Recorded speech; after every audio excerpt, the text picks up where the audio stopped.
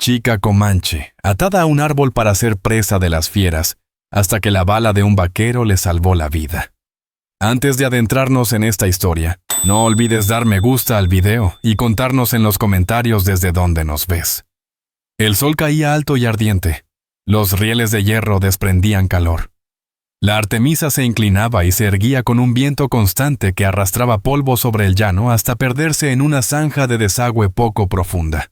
A lo lejos un silbido apenas audible comenzaba a crecer. Las traviesas astilladas y secas. Sobre la madera yacía una joven con las manos y los pies amarrados con una soga áspera que le había marcado la piel con surcos sangrantes. Su vestido estaba roto en el escote y deshilachado en el bajo. Sus labios partidos, sus ojos abiertos y firmes. Se llamaba Nijoni Begay. Se estaba apagando. Había salido de un campamento de trueque 2 días atrás, después de una disputa por unas telas y monedas desaparecidas. Rechazó de inmediato la propuesta de un hombre del campamento ferroviario, en un terreno de tiendas detrás de una cantina. Las voces se tornaron duras. Luego vino la acusación falsa.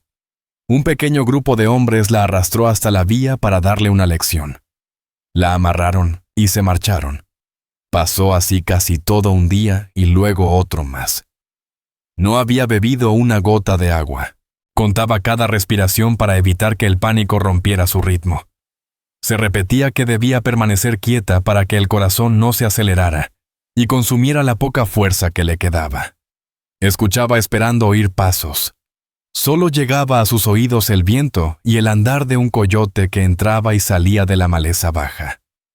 Intentó soltarse hasta que la soga le quemó profundo. Se detuvo cuando el dolor le robó el aliento.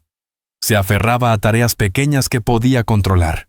Evitar que la arena entrara en la boca. Mover los hombros para aliviar la presión en las caderas. Mantener la muñeca recta para que la cuerda no cortara más y estar atenta al silbido porque ese sonido significaba que el tiempo se agotaba. El silbido crecía, calculaba la distancia. Ya había visto pasar trenes por ese tramo. Una locomotora aparecía en el horizonte y tardaba alrededor de 1 minuto en llegar a la curva. A ella le quedaba menos que eso. El miedo subía, pero exhaló lento para que no la dominara. El viento le secaba los ojos. El coyote volvió a la maleza. Se ordenó no gritar porque gritar sería desperdiciar lo que necesitaba para pensar. Una carreta crujió por un sendero que cruzaba la vía de servicio y caía en los surcos marcados a lo largo del derecho de paso por medio kilómetro. El conductor detuvo el vehículo junto al tope de rueda. Bajó de un salto y se acercó rápido con las botas hundiéndose en la piedra triturada. Se llamaba Rowan Pike. Tiene 39 años. Cultiva una franja estrecha de maíz y mantiene un pequeño corral con 2 buenos caballos. Su esposa y su recién nacido murieron en un incendio en el granero hace 3 inviernos. Desde entonces duerme a ratos cortos y se mantiene ocupado durante el día para que la cabeza no le juegue malas pasadas. Habla en voz baja o guarda silencio. Ese día pasó por ahí para llevarse unas grapas de cerca desde la estación y recorrer la línea norte donde pensaba colocar postes antes de que el viento se llevara las tablas. Evita acercarse al campamento del ferrocarril siempre que puede. Fue el silbido lo que hizo que fijara la vista en las traviesas y en el cuerpo inmóvil tendido entre ellas. Tomó la decisión mientras avanzaba. No se detuvo de otra manera porque el tiempo perdido sería demasiado. Rowan lleva un cuchillo al cinto con una empuñadura de cuerno desgastada. Se arrodilla junto a las muñecas de Nijoni. La soga aprieta sobre la piel trenzada de marcas. Desliza la punta por debajo de las fibras. Se repite a sí mismo que debe ir con cuidado para no cortar la carne. Mueve el filo buscando un punto de afloje. Sus manos se mantienen firmes. Siente el temblor en las piernas y traba las rodillas para controlarlo. El corazón le retumba en los oídos. Escucha el silbido acercarse. No mira hacia la locomotora. Oye el zumbido de los rieles y la vibración de las traviesas. No dice nada. Libera la primera muñeca. Aparta la cuerda sin que vuelva a lastimar la piel. Pasa a la segunda muñeca. El nudo está duro. Gira la hoja para meterla bajo un lazo enterrado y levanta hasta que una hebra cede, y luego la otra. Pasa a los tobillos. Siente el peso áspero del cáñamo y el polvo. Corta y la jala por los hombros, apartándola de la vía. La máquina aparece a toda velocidad. El calor la envuelve. La grava golpea los radios de la carreta. El aire tiembla con fuerza. Ni Johnny observa sus manos. Su pecho sube rápido y luego se calma. No grita. Quiere mover las piernas, pero están entumidas hasta las rodillas. Gira la cabeza para evitar que las chispas le den en los ojos. En su mente, dos ideas corren juntas. Este hombre podría ser igual que los otros, y este hombre mantiene el cuchillo bajo sin usarla como historia para presumir después. Ambas cosas pueden ser ciertas hasta que una deje de serlo. Rowan acomoda su viejo abrigo de caballería bajo su espalda para que las astillas no le hieran. La levanta un brazo bajo las rodillas donde la piel está raspada, el otro bajo los hombros, donde la respiración es corta y pesada. La lleva hasta la carreta y la coloca sobre la plataforma. Coloca un costal de grano bajo sus talones para que los pernos no le lastimen los huesos y acomoda el abrigo sobre sus piernas. Mantiene la vista fija en sus manos en las heridas y en los nudos que acaba de cortar sin mirar el escote rasgado. Deja las cuerdas cortadas sobre el reluciente riel. Quiere que la gente vea lo que ocurrió. No escupe ni maldice, solo actúa. Sube al asiento, toma las riendas y dice las únicas palabras que considera apropiadas. Aguanta. La carreta avanza por las llanuras. Los caballos caminan con paso rápido. El silbato se desvanece. La estela de humo de la máquina se disipa detrás. El viento arroja polvo sobre la plataforma y levanta el cabello suelto de Nichoni de su mejilla. Siente el sabor a hierro y tierra. Percibe el abrigo sobre sus piernas y el movimiento constante de la carreta. Mira los hombros del hombre y la nuca bajo el sombrero. Decide no preguntar nada todavía. El último hombre con quien habló se rió de ella. El silencio aquí no es cruel. Esperará. Rowan conduce con atención al terreno que conoce. Elige la línea firme entre el cauce seco. Mantiene el paso parejo para no sacudirla. Solo mira atrás para asegurarse de que su cabeza no caiga demasiado y le corte el aire. Mantiene la vista al frente. Piensa un paso a la vez. Llegar a la casa. Agua. Limpiar las heridas. Comida. Sin preguntas a menos que las pidan. Escucha su propia regla. Haz el trabajo que tienes enfrente y nada de distracciones. Llegan a una casa baja de cedro con un corral a la derecha y una franja de maíz regada por acequia a la izquierda. Un solo álamo da sombra al patio. La chimenea de hierro sale del techo en una línea corta. La pared oeste muestra tablas nuevas donde antes el fuego consumió las viejas. Rowan nota los rieles faltantes en la esquina lejana de la cerca que había pensado reparar. Lo guarda en su mente para después. Alinea la carreta con la puerta principal. Baja y vuelve a levantar a Nichoni. Siente el calor impregnado en su piel y la ligereza que le confirma que no ha comido lo suficiente. Cruza el umbral y la lleva hasta la mesa. Coloca una manta doblada bajo su cabeza para que no se golpee con la madera. Le sostiene los hombros con una mano cuando intenta incorporarse. Tranquila, dice en voz baja y serena. Acciona la bomba del fregadero hasta que el agua corre limpia. Llena un vaso de lata hasta la mitad y lo acerca a su boca. Ella bebe un sorbo pequeño, hace una pausa, traga, toma otro, y se detiene antes de que la náusea la alcance. Sujeta el vaso con ambas manos para evitar que tiemble. Cierra los ojos mientras el agua recorre una boca reseca desde hace 2 días. Respira y siente cómo regresa la primera chispa de fuerza. El alivio es intenso. La marea. Detesta esa sensación porque la hace sentirse diminuta. Respira hondo hasta que se le pasa. Rowan coloca una tetera sobre la estufa, añade ocote y un leño partido. No hace ruido con las ollas. Mantiene el ambiente en calma. Saca una palangana de metal y la coloca junto a su costado. Vierte agua y la prueba con el nudillo para medir la temperatura. Deja un trapo limpio a un lado. No la toca. Se gira para darle espacio y que ella decida. Da unos pasos hasta el umbral y fija la vista en las mismas pequeñas cosas que cuenta cuando el sueño no llega. Una tira de corteza suelta en el álamo. 2 travesaños recargados en el corral, 3 gallinas revolcándose en la tierra junto a la pila de postes apilados cerca del portón. A su espalda la tela roza la piel y se detiene cuando el agua escuece. Permanece inmóvil dejando que ella marque el ritmo. Ni Johnny se mueve en gestos cortos. Enjuaga el polvo de su rostro, su cuello, y la piel desgarrada de muñecas y tobillos. El agua arde. Aprieta los dientes y continúa. No va a llorar delante de un desconocido. Mira de reojo su espalda, sus hombros no se mueven. Él espera. Ella aprecia ese gesto. Termina y da un pequeño golpe en la mesa con los nudillos. Él se vuelve y se acerca. Lleva la palangana al cubo de la puerta. La vacía. La coloca de nuevo y la llena con agua fresca para que enfríe. Saca una lata de ungüento con aroma a pino y grasa. La pone cerca de su mano. Observa las quemaduras y luego sus ojos. Pregunta con un leve movimiento de la barbilla. Ella aprieta los labios por un instante. El recuerdo de manos que hicieron daño está muy cerca. Asiente una sola vez. Abre la lata y con 2 dedos extiende una fina capa sobre la piel abierta. Mantiene el rostro firme mientras escuece y después alivia. Cierra la lata y la empuja hasta un punto neutral entre ambos, sin tomarla como suya ni dejar que él la reclame. No sabe cuál de los dos podría convertirse en un problema. Lo único claro es que por ahora pueden compartir la mesa. Él recalienta frijoles que habían sobrado y corta pan.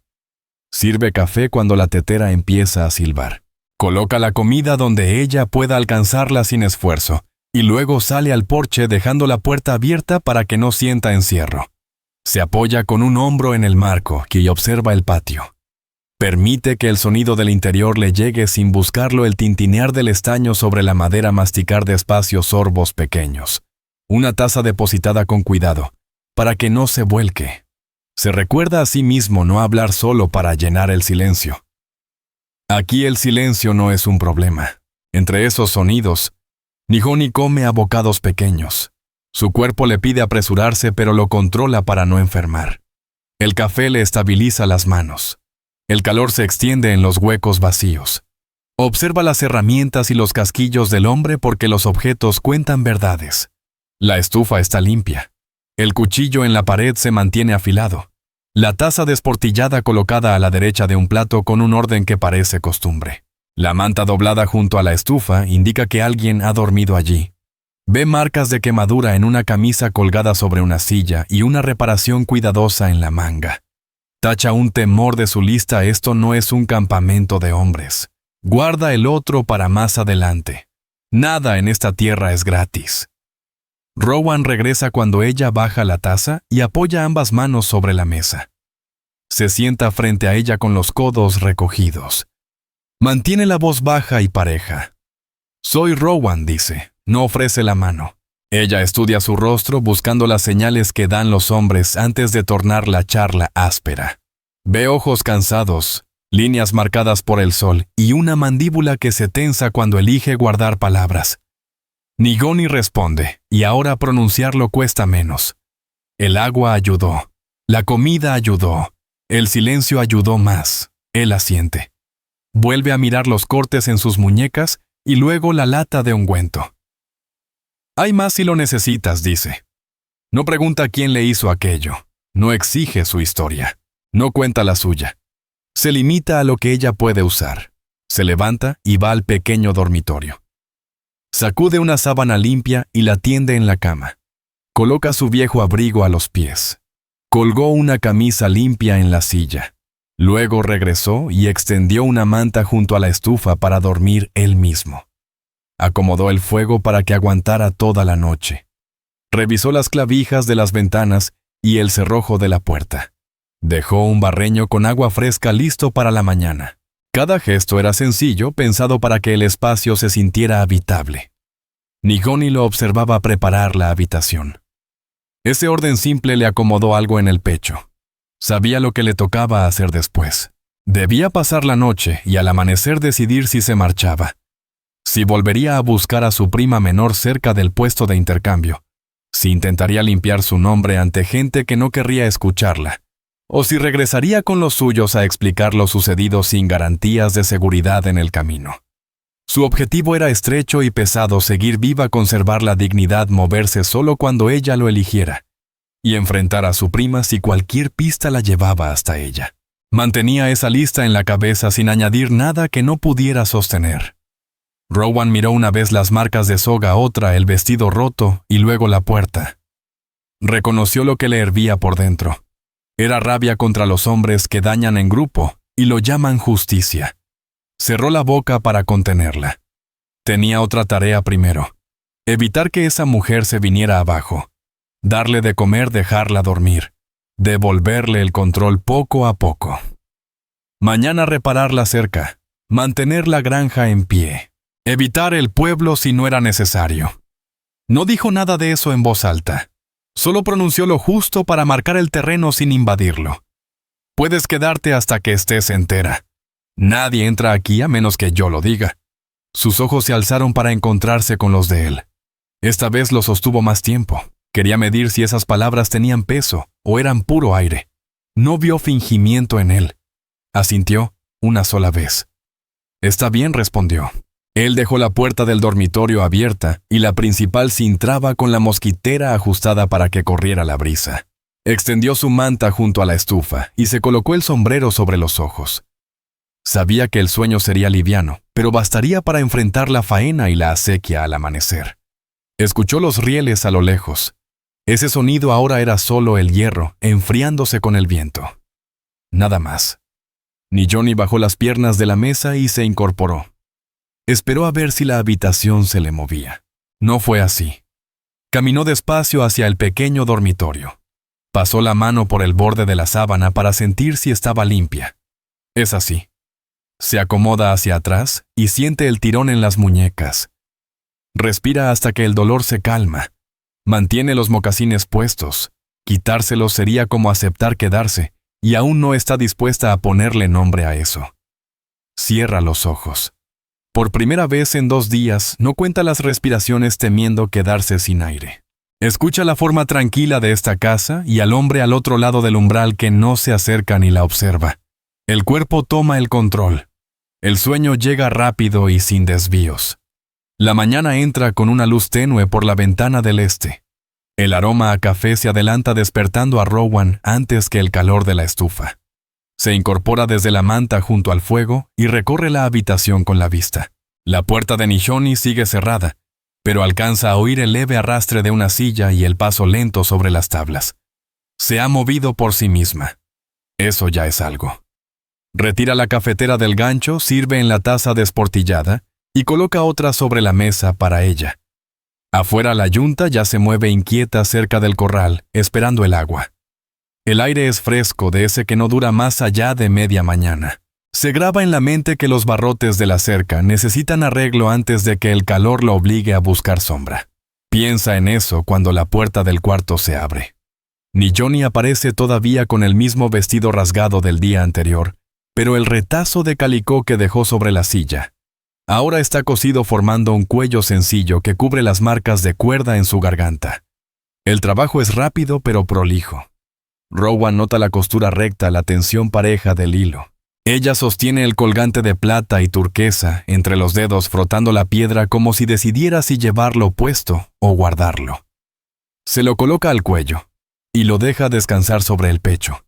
Sus ojos recorren la mesa, la estufa y finalmente a él. Sin decir palabra. Él señala el café con un leve gesto. Ajá. Ella se acerca, toma la taza y bebe en sorbos cortos. Cierra los ojos una vez. No dice nada, pero sus hombros descienden un poco, y Rowan entiende que esa es su manera de decirle que está bueno. Él pone pan y frijoles en la mesa.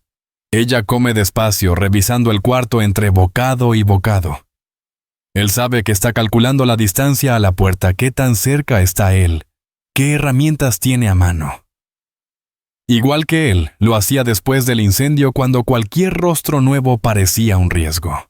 Cuando recogieron los platos, Rowan comentó que las compuertas de la acequia estaban atascadas y el agua no corría bien hacia el maíz.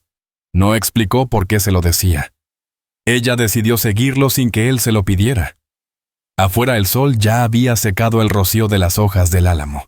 La acequia estaba medio vacía con apenas un hilo de agua rumbo al sembradío. La manija de la compuerta estaba hinchada por la lluvia de la semana pasada y no cedía. Rowan apoyó el hombro para empujarla, pero no se movió. Dio un paso atrás y ella puso las manos sobre la manija. Él sostuvo la viga inferior mientras ella tiraba. Entre los dos lograron abrir lo suficiente para que el agua pasara. El lodo se arremolinó desde el fondo cubriéndoles las manos. Ella no soltó hasta que el flujo fue constante. Trabajaron por la orilla del campo quitando hierbas pequeñas del cauce para que el agua siguiera su camino. Johnny miró varias veces hacia el horizonte. Rowan pensó que estaba recordando el puesto de comercio y a la prima que buscaba. Rompió el silencio. «¿Vas a querer intentar ir al puesto?» Ella lo miró sin dejar de mover las manos. «Sí, pero todavía no». Era la primera respuesta clara que le daba. Él asintió. «Iremos cuando estés lista». De vuelta en la casa, ella se lavó las manos en la bomba. Las marcas de soga en sus muñecas se habían puesto rojas otra vez por el lodo. Rowan entró y sacó la lata de ungüento dejándola sobre la baranda del porche junto a ella. Ella la tomó, se aplicó el bálsamo con el pulgar y la devolvió sin decir nada. Rowan tenía preguntas, pero se las guardó. Sabía que el campamento ferroviario estaba a menos de 5 kilómetros y que el capataz no olvidaría que ella estaba allí. Lo que no sabían ellos era que él ya había decidido que ella estaría bajo su techo hasta que quisiera irse. Johnny terminó en la bomba y miró hacia el corral. Los tramos de cerca faltantes en la esquina le llamaron la atención. «¿Por ahí se mete algo?», preguntó. Era la primera pregunta que le hacía. Él asintió. El mes pasado una vaca suelta del rancho Merritt tumbó el poste.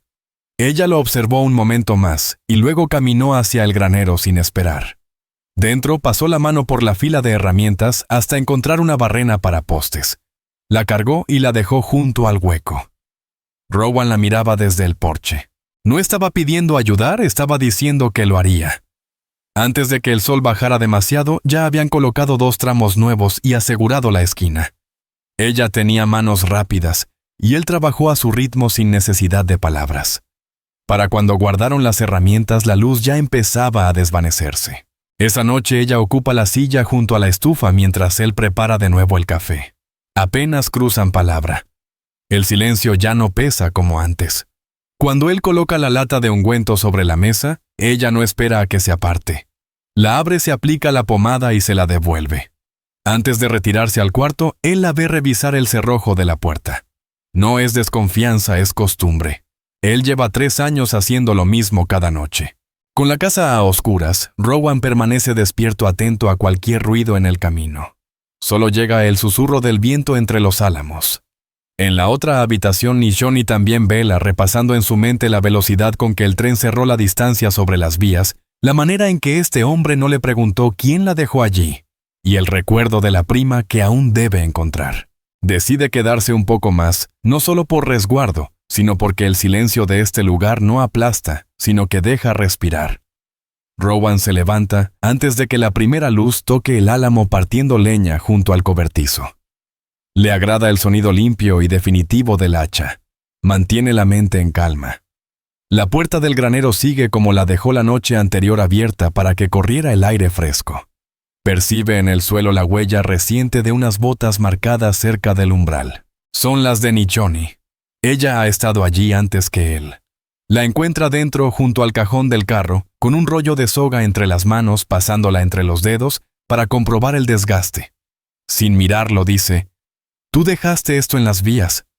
No hay dureza en su tono, pero sí la intención de que sepa que vio los trozos cortados que él dejó como prueba de lo ocurrido. Él deja el hacha a un lado. La gente del pueblo tiene que verlo, responde. Ella no contesta. Solo enrolla la cuerda con cuidado y la coloca en un estante. El aroma del café recién hecho los guía de nuevo a la casa. En el porche, Rowan nota que ella ha colgado su vestido remendado en el tendedero, con el cuello recto y la abertura arreglada para que las miradas no se desvíen. Ahora lleva una camisa de trabajo vieja, mangas remangadas, y un cinturón ajustado a su cintura. Las marcas de las cuerdas en sus muñecas ya se han tornado de rojo intenso a un tono más apagado. Durante el desayuno, Rowan finalmente plantea la pregunta que le ronda desde el rescate. ¿por qué te amarraron a las vías? Ella detiene la mano a medio camino, posa con cuidado el tenedor y responde: tomé algo. No lo hice. Mantiene la mirada fija en el plato. Querían que lo admitiera para echarme de la tierra. No les di las palabras. Rowan la observa buscando algún gesto que le revele más, pero ella no ofrece nada.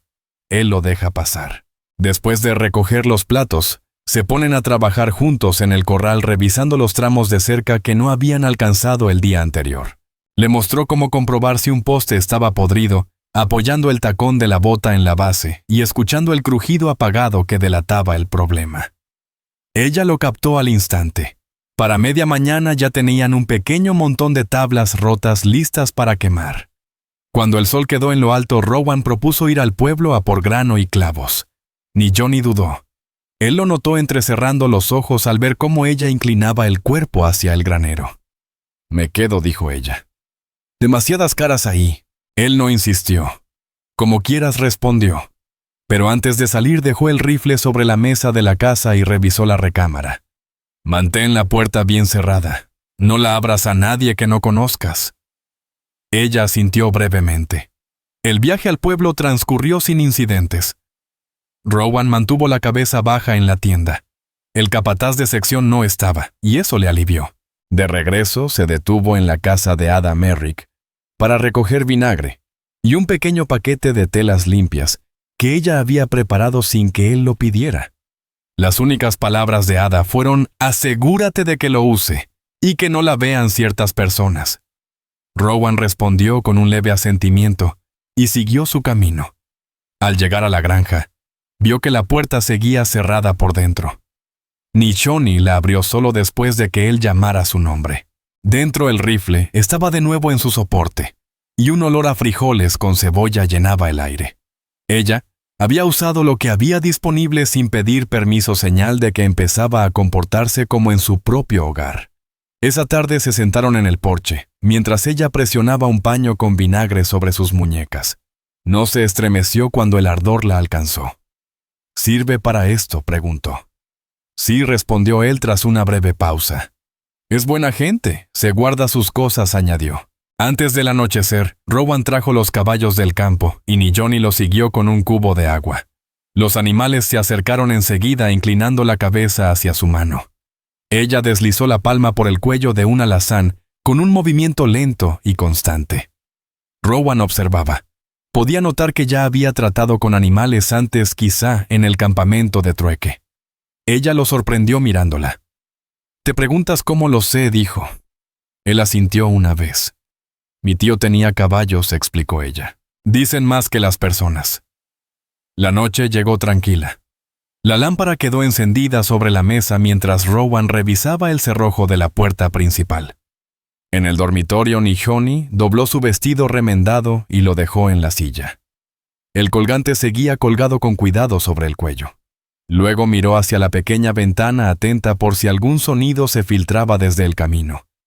Nada se movía salvo el murmullo de las hojas del álamo en la oscuridad y el silencio que se extendía entre ambos. Rowan ya había tomado una decisión que no pensaba decir en voz alta, si los hombres del campamento ferroviario aparecían buscándola. Él se plantaría en la puerta y dejaría claro que no era de ellos ni volverían a molestarla. Johnny, recostada con una camisa de trabajo cubriéndole las rodillas, también decidió algo para sí. Permanecería allí, pero solo hasta estar lo bastante fuerte para ir al puesto comercial y buscar a su prima sin que nadie intentara decidir su destino. La mañana siguiente amaneció despejada y sin viento. Era el tipo de día que Rowan solía aprovechar para ir al pueblo, antes de que el calor volviera perezosos a los caballos. Había pensado llevar a Johnny en algún momento, pero sabía que la primera vez llamaría la atención. Aún así era necesario. Las provisiones se agotaban, y si en el pueblo se comentaba lo ocurrido en las vías, él quería escucharlo de primera mano. Ella salió de la habitación mientras él terminaba el café. Las marcas de soga en sus muñecas se habían vuelto líneas delgadas y oscuras. Había tomado el vestido remendado de la silla y lo ceñía a la cintura con uno de los cinturones de Rowan. El cuello cosido por ella misma quedaba prolijo contra la garganta. Él pensó que estaba lista para que la vieran, aunque no para ser objeto de miradas. «Vas a venir al pueblo hoy», dijo él, más como afirmación que pregunta. Ella dudó apoyando una mano ligera sobre la mesa. «Si voy, no voy a responder preguntas», contestó. «No hace falta que lo hagas», replicó él. «Solo camina a mi lado y mantén la vista en lo importante». Partieron a media mañana con la carreta medio vacía, dejando espacio para harina, clavos y un saco de cebada que había prometido a American Drake. El camino fue tranquilo hasta llegar a la loma antes de la calle principal.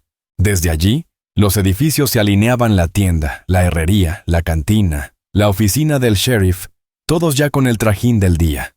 Dentro de la tienda, Rowan colocó su lista en el mostrador mientras Mahone recorría los pasillos revisando rollos de tela, sacos de frijoles y una pequeña lata de agujas de coser. Mantuvo la espalda hacia la sala dejando que él hablara con el señor King, el dueño. Algunos clientes la miraron de reojo pero sin insistir. Ella tomó nota de cada uno, rostros, posturas, quién mostraba simple curiosidad y quién calculaba. No fue hasta salir de nuevo a la calle que apareció el problema. 2 hombres del campamento ferroviario estaban junto al poste de amarre. Uno de ellos el mismo capataz, que se había reído el día que Rowan la encontró. Su voz se oyó por encima del ruido de la calle. «Vaya, parece que la salvaje ya está domada». Sus ojos se quedaron fijos en Mahone. Ella se tensó un instante y luego lo ignoró mirándolo como si fuera parte de la pared. Rowan siguió caminando ajustando el saco de harina en el brazo. «Esa mujer está bajo mi techo», dijo sin alzar la voz. «No hables de mi techo». El capataz sonrió con burla pero no se acercó más. El segundo hombre murmuró algo que Rowan no alcanzó a oír, y ambos se encaminaron hacia la cantina. El resto de las paradas transcurrió sin problemas. En casa de Aida, Merrick Rowan cambió la cebada por el costal de papas que ella le había reservado. La mirada de Aida se desvió un instante hacia Mahone, pero no se detuvo. «El clima se mantiene», comentó Aida de forma sencilla mientras le entregaba el saco. Rowan sabía que había escuchado algún rumor en el pueblo y que había decidido no repetirlo. Así era ella. De regreso, Mahone se acomodó mirando hacia los campos con la vista siguiendo las líneas de la cerca. Ese hombre del puesto dijo. Al fin, él estaba allí. Rowan mantuvo firmes las manos en las riendas. «Lo sé», respondió. «No pondrá un pie en mi tierra». Ella no contestó, pero tampoco apartó la vista del horizonte. Ya en la granja fue directo a la bomba de agua para lavarse las manos, y luego entró con una palangana sin que nadie se lo pidiera. Rowan descargó las provisiones colocando la harina y los frijoles en la esquina, los clavos en el estante y las agujas de coser sobre la mesa donde ella pudiera verlas. Esa tarde trabajaron juntos en el pequeño huerto detrás de la casa, arrancando las últimas hierbas de las hileras de frijoles. Mahone se movía con una eficiencia silenciosa. Cada puñado de raíces iba al cubo con determinación. Rowan observaba cómo revisaba el terreno mientras trabajaba. Escaneaba en busca de madrigueras de serpiente, igual que seguramente lo hacía en el campamento de intercambio. Eso le decía más sobre ella que cualquier relato que pudiera contarle. Al anochecer se sentaron en el porche. La noche estaba quieta, el álamo susurraba sobre sus cabezas. Rowan le dijo que irían al puesto de comercio en una semana si ella se sentía lista. Ella asintió una sola vez. «Estaré lista», afirmó. En su mente ya trazaba el plan: qué preguntar, a quién evitar, y cómo asegurarse de no dejar rastro para los hombres que la habían atado a las vías. Dentro, cuando Rowan cerró la puerta por la noche, la sorprendió mirando el rifle en la repisa. Se preguntó si estaba imaginando qué haría si esos hombres llegaban por el camino. Y por la mirada en sus ojos, supo que ya tenía la respuesta. La semana transcurrió con trabajo constante y sin que nadie apareciera por el sendero. Pero Rowan mantenía una vigilancia callada cada día, revisando el camino antes del amanecer, y otra vez antes de que el sol se ocultara tras la sierra. No le mencionó a Mahone a los 2 jinetes que había visto a lo lejos el tercer día, demasiado lejos para distinguir sus rostros, pero se habían quedado en el camino alto antes de marcharse. Él pensó que ella ya cargaba suficiente en la cabeza como para añadirle más preocupaciones. Al amanecer del día en que saldrían hacia el puesto de intercambio, el aire estaba seco y quieto. Rowan tenía al cazarse el carro enganchado temprano la cantimplora llena y un pequeño saco con pan y frijoles para el camino. La noche anterior había afilado el cuchillo que llevaba en el cinturón más por costumbre que por necesidad. Mejeone salió con su vestido remendado otra vez, ceñido con un cinturón el colgante descansando sobre su pecho. No llevaba nada en las manos, pero Rowan notó una fina tira de cuero crudo enrollada en el cinturón. Un lazo improvisado ligero para servir como cuerda, lo bastante firme para usarlo como arma si hiciera falta. Cabalgaron sin hablar mucho. El camino al puesto seguía la vía del tren durante un tramo, y luego se abría paso entre pastos bajos y mezquites dispersos. Mejeone observó cada rostro que encontraban dos carreteros, un par de mujeres con canastas, un peón guiando a una mula coja. Ninguno conocido. El puesto de intercambio aparecía bajo y ancho con paredes curtidas por el tiempo y un porche sombreado. Dentro el aire estaba cargado con olor a cueros café y tabaco viejo. Rowan esperó cerca del mostrador mientras ella avanzaba hasta el fondo hablando en voz baja con un anciano navajo que manejaba mercancías para su gente. Rowan no alcanzaba a oír, pero vio cómo el hombre negaba con la cabeza. Ella insistió, y él señaló hacia un estante lejano donde un joven acomodaba latas. También habló con él, pero la respuesta fue igual. Su prima no había sido vista allí en meses. Volvió hacia Rowan con el rostro sin mostrar nada. Nada dijo. No aquí. Él asintió breve. Volveremos a revisar en otro momento. No pidió más detalles. Al salir, Rowan notó al sheriff Sutter apoyado en la entrada al otro lado de la calle. Sus ojos pasaron de Rowan a Nijoni y de vuelta. Se enderezó y avanzó unos pasos. Rowan dijo, «Me han contado que tienes compañía en tu rancho». Rowan lo miró fijo sin cambiar la posición del costal que llevaba en el brazo. «Está bajo mi techo. Eso es todo lo que necesitas saber». Sutter sonrió con sorna. «Mientras no haya problemas, no me importa». El tono dejaba claro que sí le importaba, solo que no de una forma que significara ayuda. Se marcharon sin volver la vista atrás. De camino a casa, Nijoni rompió el silencio. «Ese es el sheriff. Conoce a los hombres del campamento». Rowan mantuvo la vista en los surcos del camino. Conoce a todos, pero elige lo que quiere escuchar.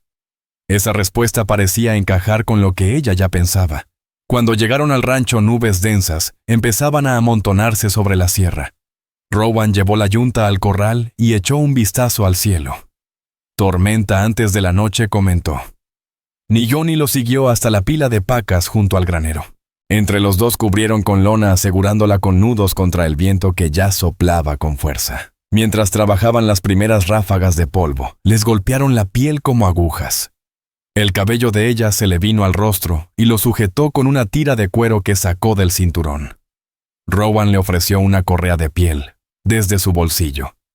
Ella la aceptó sin dudar, recogió el cabello y se la devolvió rozándole la palma con los dedos. Entraron justo cuando las primeras gotas se convirtieron en lluvia fuerte golpeando el techo.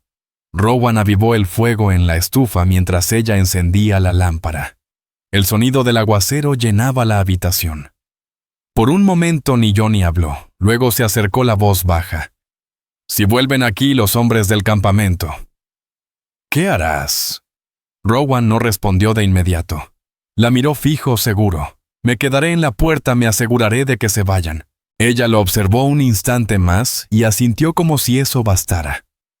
Afuera la lluvia caía más fuerte, barriendo el polvo del aire. Adentro se sentaron frente a frente con el ruido de la tormenta entre ambos, y la sensación de que al menos por ahora, el camino incierto o no lo decidirían juntos. Al amanecer la tormenta había pasado dejando la tierra húmeda, y el aire más fresco que en semanas. Rowan salió a revisar el corral. Los travesaños reparados seguían firmes, aunque uno de los postes de esquina se había inclinado un poco por el viento. Tomó nota mental de enderezarlo luego. La yunta estaba inquieta, pisando el suelo mojado, y les dio grano extra para calmarlas. Dentro, Nijoni ya estaba en la mesa, el cabello trenzado. Había cambiado el vestido remendado por una camisa de trabajo de él con las mangas arremangadas. Delante tenía las agujas de coser que él le había comprado en el pueblo, junto a un trozo de tela. Pensaba hacerme otro vestido, dijo sin levantar la vista. Rowan sirvió café asintiendo. Para cuando salgan las judías tendrás para 2. Cambiaremos alguno. No era un permiso. Ella no lo necesitaba. Pero era la forma de decirle que la veía como parte del funcionamiento del lugar. Mientras ella cosía, él tomó la pala para limpiar la acequia de ramas y barro que había dejado la lluvia. A media mañana la silueta de Aida Merrick apareció al fondo del camino avanzando rápido con una canasta cubierta en el brazo. Rowan la recibió en la verja. Ella le entregó la canasta sin ceremonia.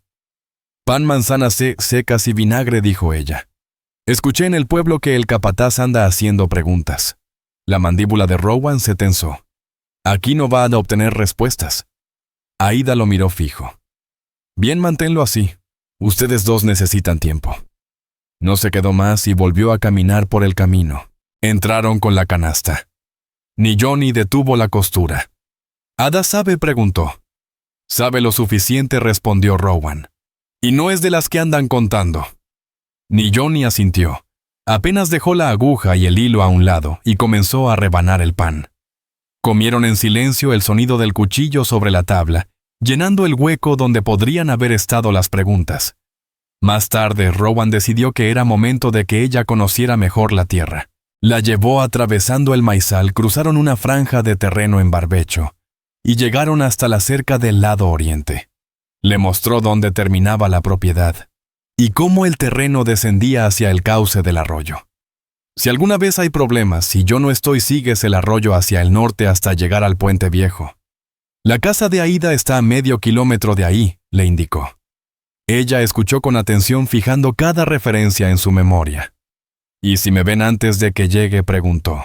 «Entonces haz que vean que vas a seguir caminando», contestó él. Pasaron la tarde enderezando un poste del corral. Rowan sacó la tierra floja, asentó la base más hondo y la apretó con piedras. Ni Johnny sostuvo el poste sin quejarse, manos firmes, aunque la madera le presionaba el hombro. El trabajo fue lento, pero cuando el sol empezó a bajar, el poste estaba firme otra vez. Durante la cena, ella soltó al fin una pregunta que llevaba desde el día de las vías.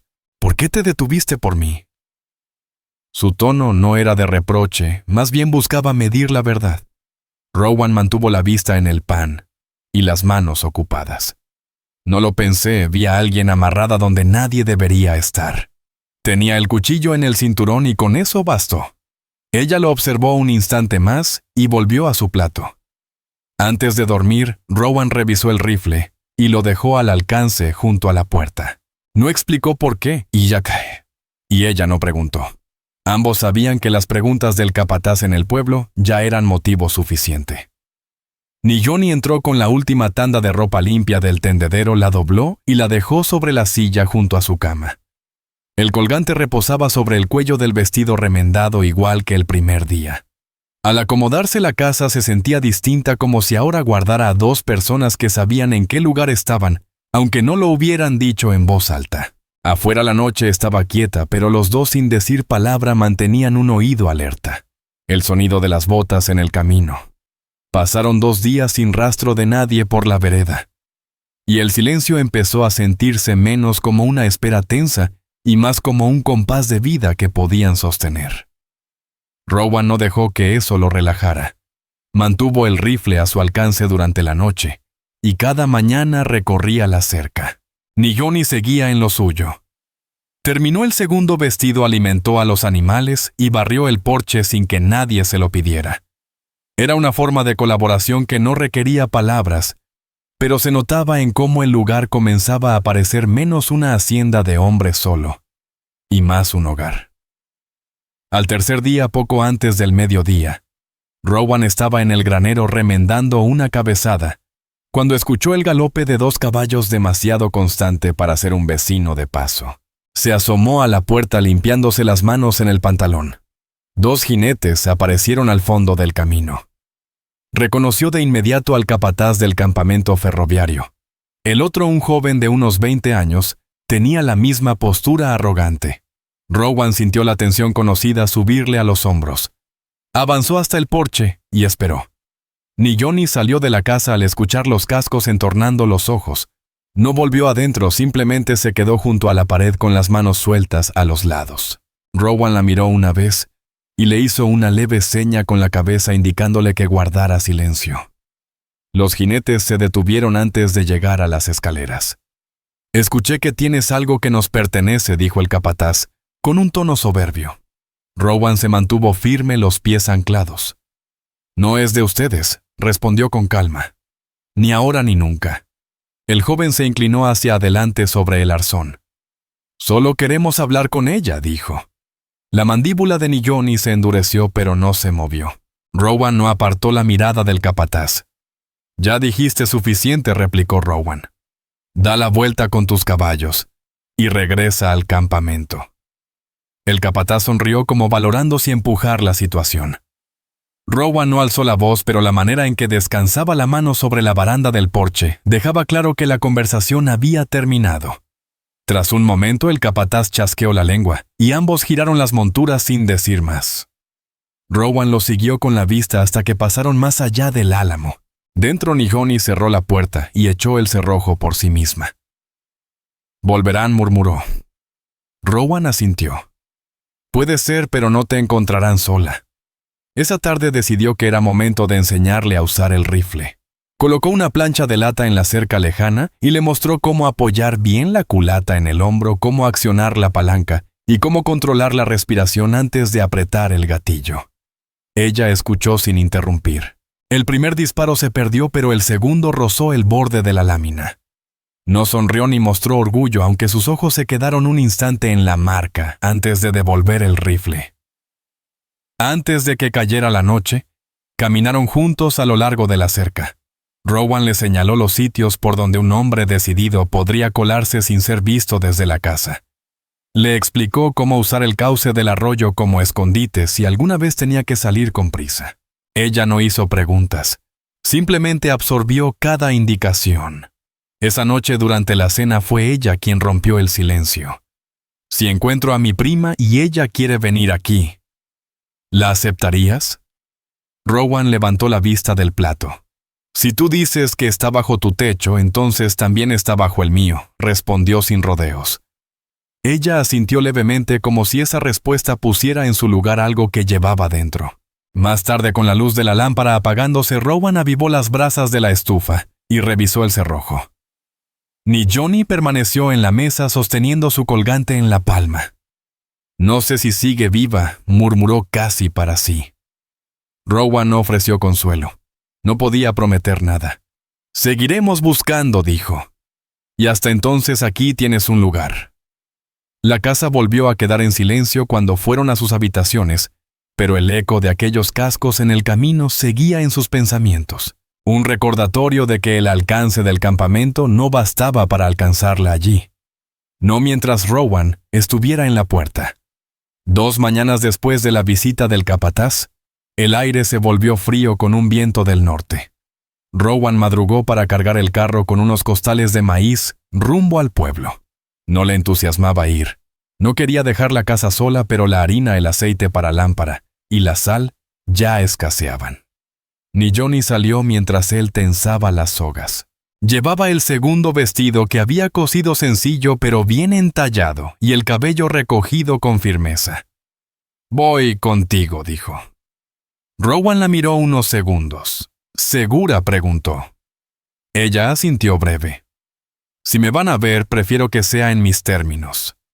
Él aceptó sin más palabras, le pasó la cantimplora pequeña y partieron. Las calles estaban llenas cuando llegaron. Rowan fue primero a la tienda general, siempre atento a la puerta mientras ella revisaba los estantes. Eligió un trozo de cordel resistente, un paquete de frijoles secos y una lata de botones. Al llegar al mostrador, el sheriff Sutter ya estaba allí recargado en un extremo. Sus ojos pasaron de Rowan a Johnny y luego de nuevo a Rowan. «El capataz vino ayer a mi oficina», comentó con tono despreocupado. «Dice que tienes algo que no es tuyo». La mandíbula de Rowan se endureció. «Ella no es propiedad de nadie, y tú lo sabes». Sutter se encogió de hombros. «No vengo a discutir leyes, solo te digo lo que escuché. Podría ser más fácil para ti si no te buscaras enemigos que no necesitas. Rowan no se tomó la molestia de contestar. Pagó por las compras y se marcharon. De regreso hicieron una parada en casa de Aida Merrick. Aida salió al porche antes de que siquiera se detuvieran. «Has agitado el avispero», dijo.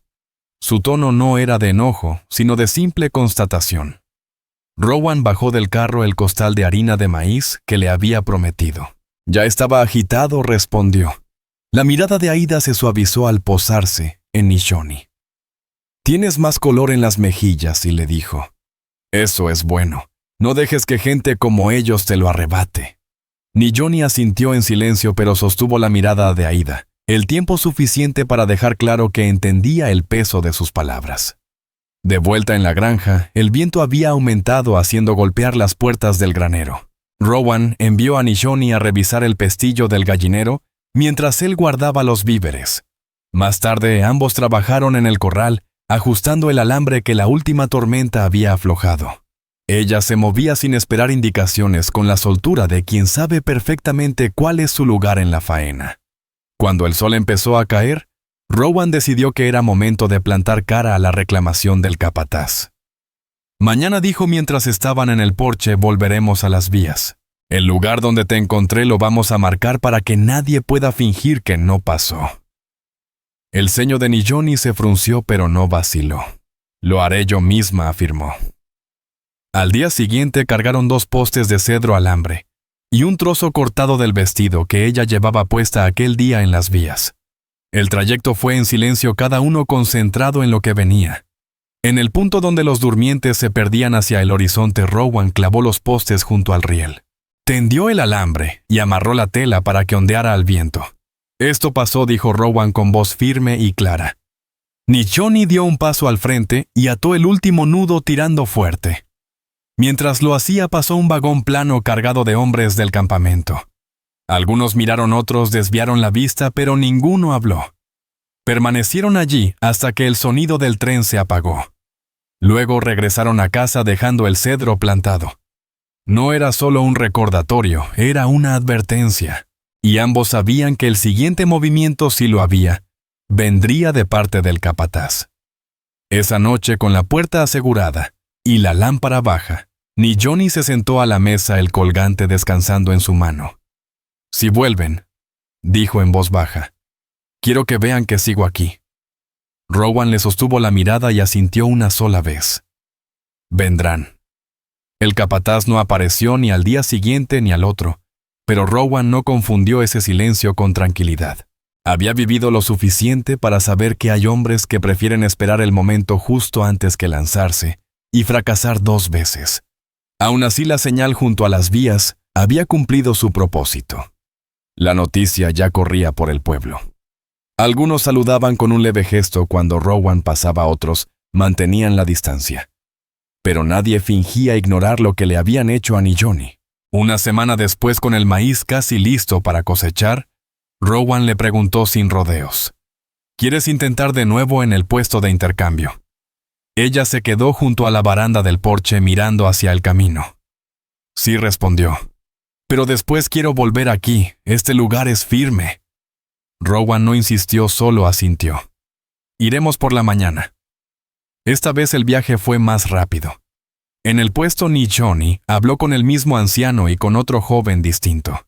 Ahora, había una pista: alguien había visto a una muchacha que podría ser su prima viajando con una familia rumbo al este hacía 2 meses.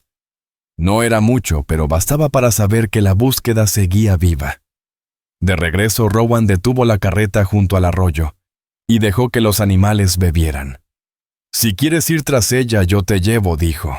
Nishoni lo miró largo rato, midiendo la sinceridad de sus palabras. «Volveré a buscar», contestó. «Pero quiero que este lugar siga aquí cuando regrese». Llegaron a la granja poco antes del atardecer. El aire traía el olor a heno recién cortado desde los campos de Merrick. Rowan fue directo al granero para revisar el cerrojo. Nishoni fue al huerto y recogió las primeras vainas de frijol de la última hilera que habían sembrado juntos. Las llevó dentro en sus manos ahuecadas y las dejó sobre la mesa con una pequeña sonrisa. Esa noche Rowan desmontó el marco angosto de su propia cama. Trabajó sin prisa uniendo las tablas con piezas de la cama supletoria hasta dejarla más ancha y firme. Cuando terminó, colocó 2 mantas limpias una junto a la otra. No la llamó. Simplemente lo dejó así y se puso a avivar el fuego de la estufa. Más tarde, con la lámpara ya baja, ella apareció en el umbral con su propia manta. Sin decir nada, la extendió sobre la cama que él había preparado. Se acostaron sin tocarse al principio, pero la distancia se acortó antes de que llegara el sueño. Rowan despertó solo cuando la primera luz tocó la ventana, dándose cuenta de que había dormido toda la noche, algo que no pasaba en años. Los días siguientes tomaron un ritmo sencillo. Trabajaron juntos en la zanja, cortaron el maíz y lo apilaron para secarlo. Ada llegó con pan y noticias del pueblo. El capataz había dejado el campamento del ferrocarril para irse a trabajar lejos hacia el oeste. Rowan no preguntó por qué, solo sintió que el peso en sus hombros se aligeraba un poco. Con la primera helada, el maíz estaba guardado la cerca sólida y la señal en las vías seguía en pie. Ni Johnny colgó su colgante en un pequeño clavo sobre la mesa donde pudiera verlo cada mañana. «Esta es tu casa», dijo Rowan una noche, mientras dejaban las tazas una al lado de la otra. Ella lo miró firme y segura. «Nuestra», corrigió. Él no discutió. Afuera el viento traía el aroma del cedro y el humo de la estufa mientras las hojas del álamo temblaban suavemente. Dentro la casa los envolvía en silencio, no como extraños unidos por el peligro, sino como 2 personas que habían decidido quedarse. Y en esa decisión, todo lo demás quedó resuelto.